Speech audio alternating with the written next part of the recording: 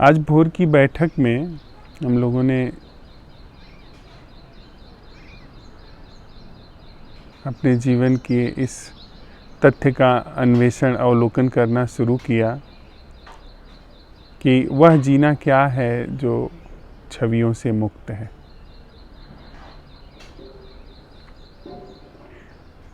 उत्तर कुछ भी नहीं आया। हाँ,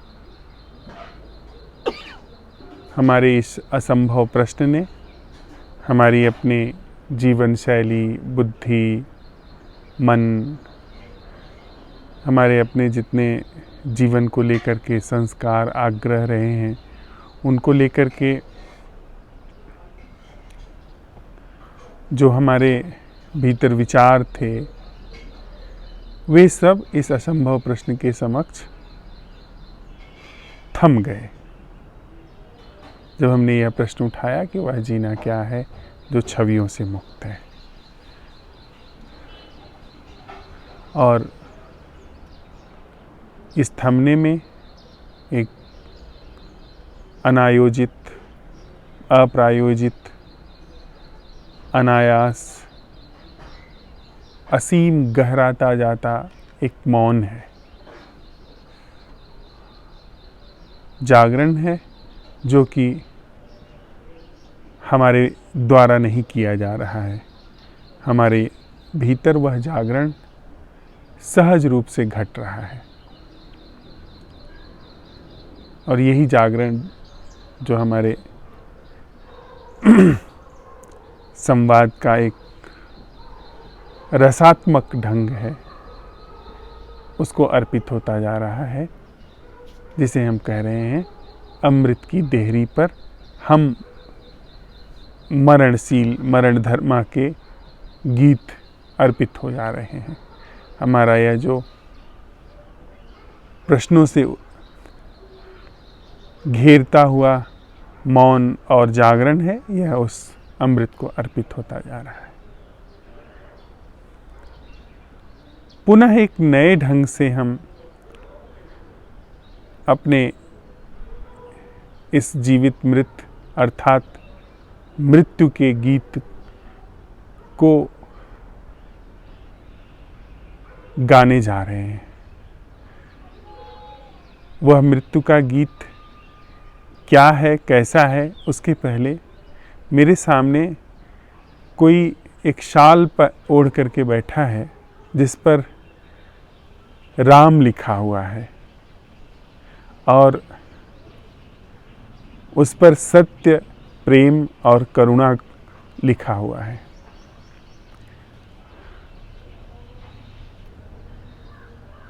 हम सब लोग शब्दों से सम्मोहित हैं।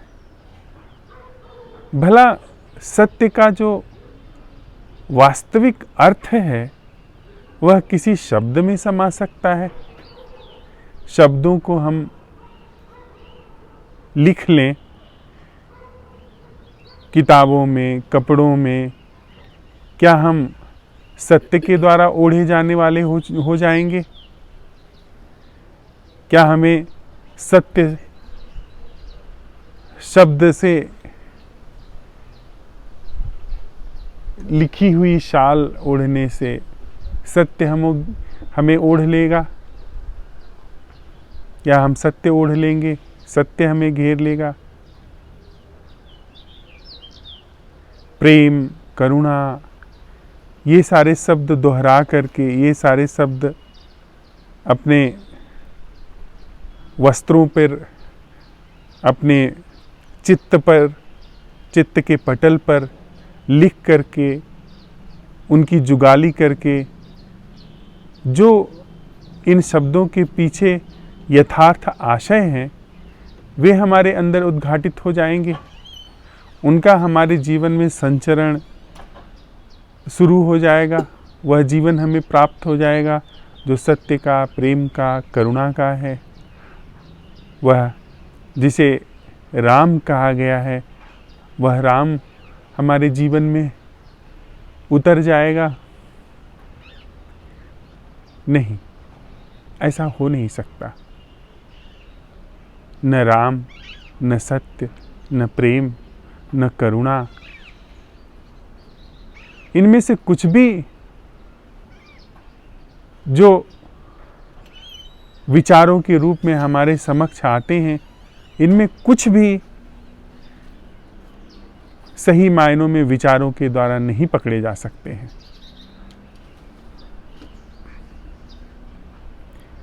यह बात बेमानी है।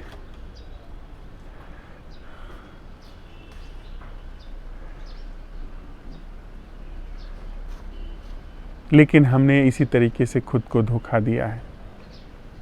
हम राम नाम दोहरा करके, राम शब्द दोहरा करके यह समझते हैं कि राम बस आने ही वाले हैं। वह रमना हमारे जीवन में उतर रहा है।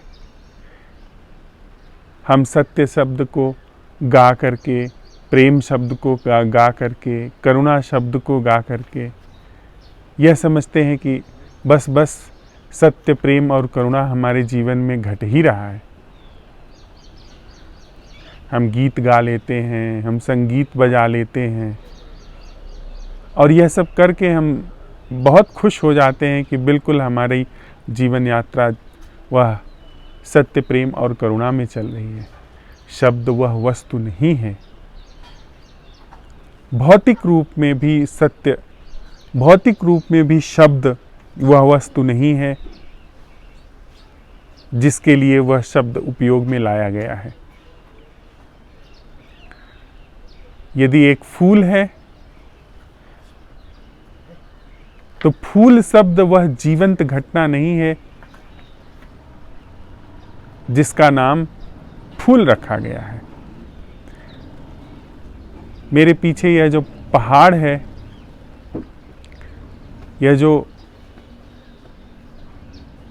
यह जिसे पहाड़ शब्द से पुकारा जा रहा है, यह वह चीज नहीं है जो शब्दों में है। तो भौतिक अर्थों में तो यह बात एक दूसरे से कहने के लिए, एक दूसरे को अपना आशय संवेदित करने के लिए बड़ी उचित भी है। लेकिन सत्य शब्दों में कन्वे हो जाएगा, सत्य ख्यालों में कन्वे हो जाएगा, प्रेम ख्यालों में कन्वे हो जाएगा, करुणा ख्यालों में कन्वे हो जाएगी, प्रतिसंवेदित हो जाएगी। किसे हम धोखा देते हैं? हमने प्रेम का जो अपने भीतर ख्याल निर्मित किया है, सत्य का जो ख्याल निर्मित किया है, वह हमारी बनावट है। सत्य हमारे ख्यालों में नहीं आ सकता। जरा गौर से देखें तो सही। सत्य का अर्थ है जो बनावटी से मुक्त है, और सत्य शब्द स्वयं ही बनावटी है। प्रेम शब्द स्वयं ही विचारों की निर्मिति है। जो प्रेम वास्तविक है, जो सच में जीवंत है, वह तो अनूठा होगा। लेकिन शब्द लव हो सकता है, प्रेम हो सकता है, करुणा हो सकती है, क्योंकि हम नाम देने में माहिर हैं। मोहब्बत हो सकती है, हम नाम देने में माहिर हैं। और नाम बदल करके, नाम का महिमा मंडन करके हम ये समझते हैं कि हमने सच को पा लिया, हमने उस यथार्थ आशय को अपने हृदय में उतार लिया, अपने प्राणों में स्थान दे दिया, जिसे प्रेम कहते हैं।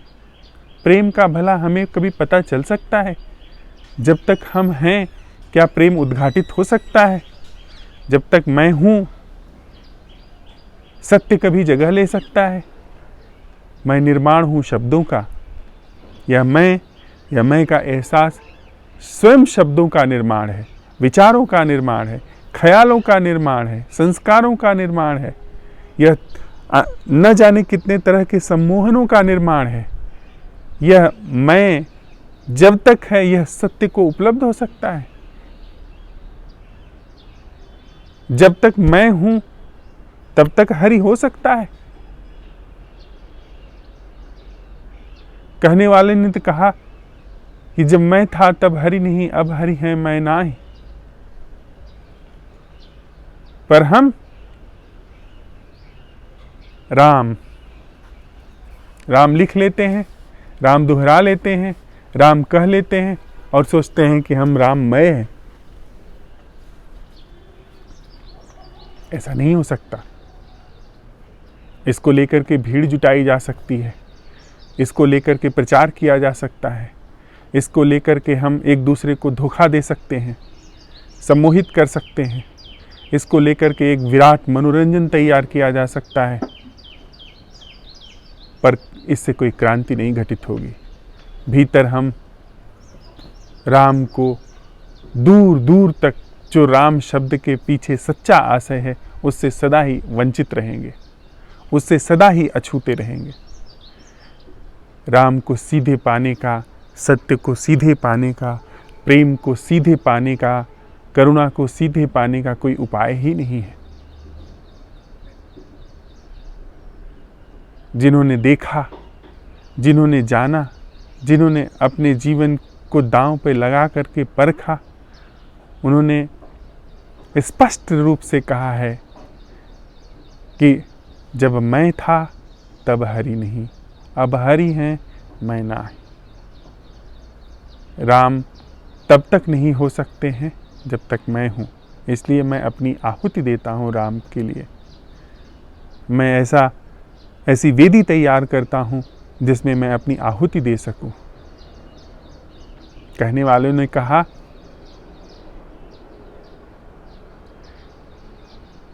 कि यह खाला का घर नहीं है, प्रेम का घर है।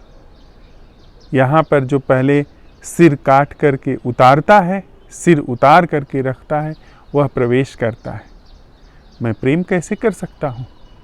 प्रेम कैसे मेरे जुबान में, मेरे मुंह में सटीक बैठता है?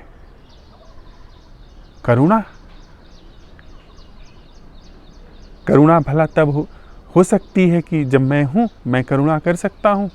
मैं जो वैर करता हूँ, जो घृणा करता हूँ, जो प्रतिस्पर्धा करता हूँ, मैं जो युद्धों का कारण हूँ, मैं करुणा कर सकता हूँ?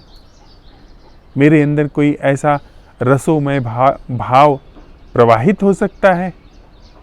वह जो पावन है वह आ सकता है? सत्य, मैं स्वयं झूठ हूँ, मैं एक स्वयं बनावटी संरचना हूँ, मैं शब्दों की कृति हूँ, और सत्य मेरे में प्रवेश कर सकता है? कहीं अंधकार और प्रकाश का मिलन हो सकता है? जो सत्य है उसे मैं भला कैसे पा सकता हूँ? मैं झूठ हूँ, मैं ख्याल हूँ, मैं एक बनावटी हूँ, मैं सच को नहीं पा सकता। पर चारों तरफ दुनिया में ऐसे ही सिगुफे चलते हैं, और एक दो नहीं, हजारों लाखों चलते हैं। हजारों लाखों ऐसे भ्रम चलते हैं, ऐसी ठगियाँ चलती हैं। एक दूसरे को हम सम्मोहित करते हैं, आत्मसम्मोहित होते हैं। और जो कहा जाता है कि गुरु शिष्य को नष्ट कर देता है, शिष्य गुरु को नष्ट कर देता है। अंधा अंधे ठेलियाँ, दोनों कूप पड़ंत। जाका गुरु लालची, चेला खरा निरंध्र। तो दोनों ही अंधे हैं, दोनों ही जाकर के कुएं में गिरते हैं।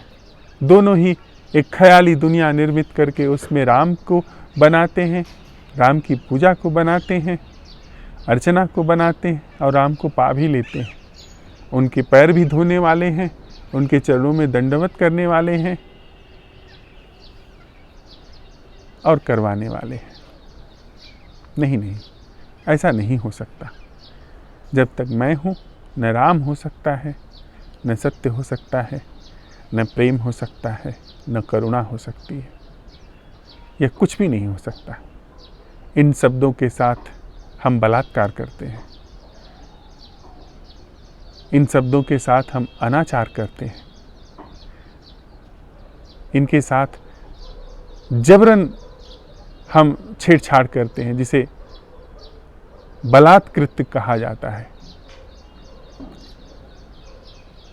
ये जब जीवन में उतरे तो हमारा जीवन परिभाषा देता है, हम नहीं।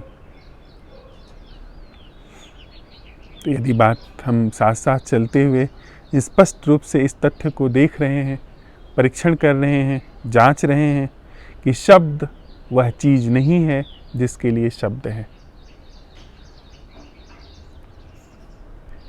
पहाड़ शब्द जो कि मैं इस तरफ देख करके बोल रहा हूँ, वह पहाड़ शब्द प, ह, आ की मात्रा और ड़, वह शब्द, वह पहाड़ का ख्याल, वह चीज़ नहीं है जो यहाँ बन रही है, वह चीज़ नहीं है जो ठीक यहाँ पीछे है।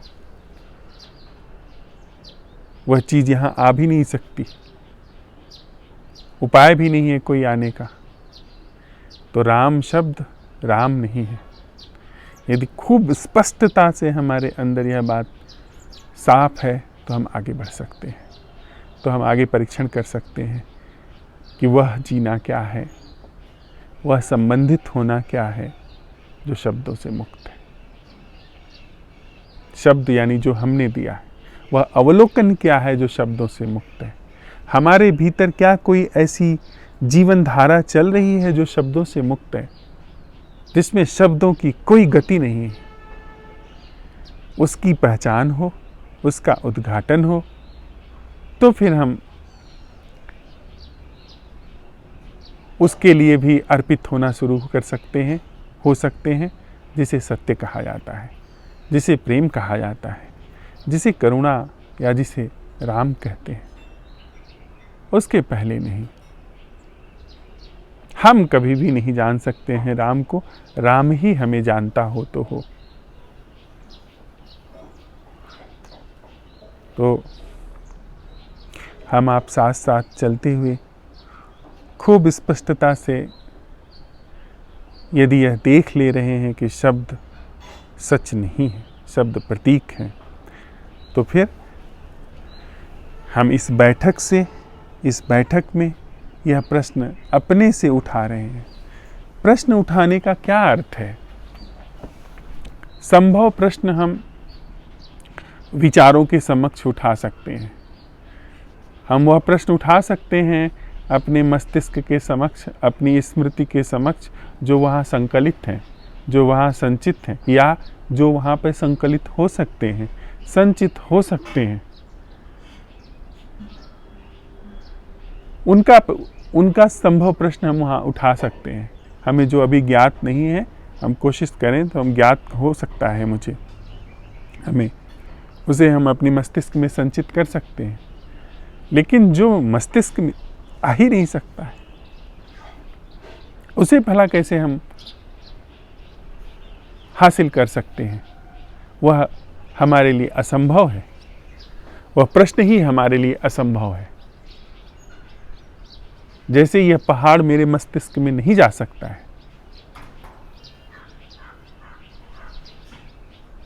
लेकिन अगर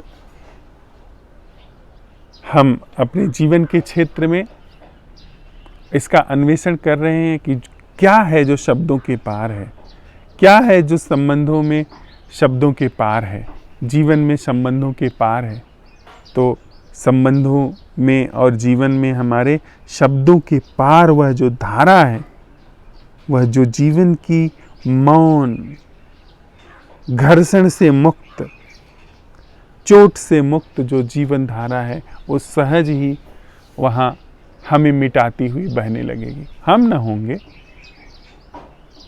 पर वह धारा वहाँ पर बहती होगी। दुख नहीं होगा हमारे रूप में, शोक नहीं होगा हमारे रूप में, द्वंद्व, क्लेश, भय यह नहीं होगा हमारे रूप में, लेकिन वहाँ वह जीवन धारा बहती रहेगी जो अक्षुण्ण है, जो अनादि है, जो विचारों के द्वारा, सोच के द्वारा स्थापित नहीं है।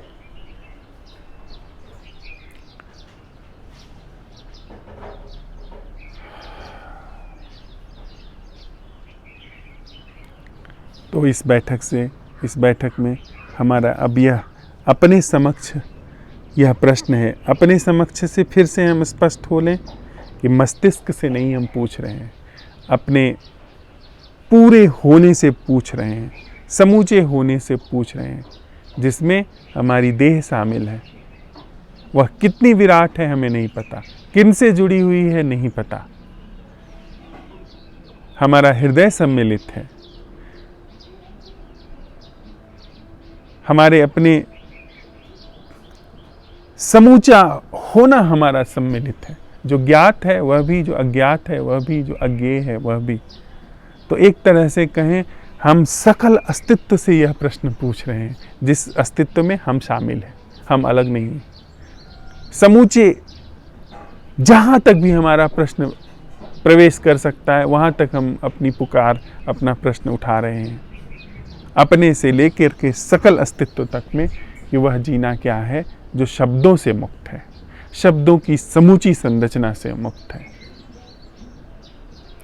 तो इस बैठक से हम लोग इस प्रश्न पे थोड़ा सा अन्वेषण करेंगे और सांझ तक इस प्रश्न के साथ रहते हुए जो भी अवलोकन होगा उसे साझा करेंगे। 2 मिनट के लिए हम लोग इस प्रश्न के साथ बैठ लेते हैं, फिर आगे चर्चा करेंगे।